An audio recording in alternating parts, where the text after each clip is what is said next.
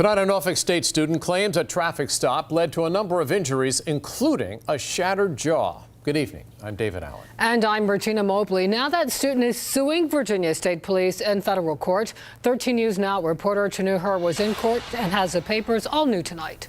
Yeah, David and Regina, the student said he was pulled over on I-64 in February of 2017 in Hampton. He claims he drove onto the shoulder to get around a stopped trailer, and that's when the stop happened. The papers details his allegations and why he's suing for $5 million. A Norfolk State University student is suing Virginia State Police in a multi-million-dollar federal lawsuit, alleging that a traffic stop last year left him with a broken jaw, among other injuries. In the court documents, Varen Greenaway is suing retired Superintendent Colonel W. Stephen Flaherty, Superintendent Colonel Gary T. Settle, and Trooper Christian Hughes, all for the amount of $5 million.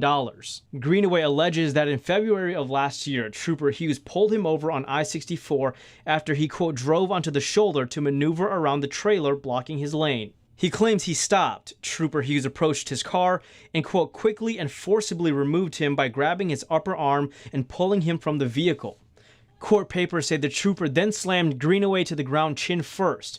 Greenaway claims he suffered contusions to his face and shoulder, lacerations to his jaw requiring stitches, and a broken jaw requiring his jaw to be wired shut for approximately 6 weeks.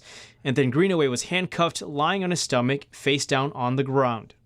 Greenaway says because of this incident, he had to withdraw from NSU, unable to graduate in May 2017 as he planned, and has spent over $40,000 on medical bills. He also claims that Trooper Hughes lied in his report.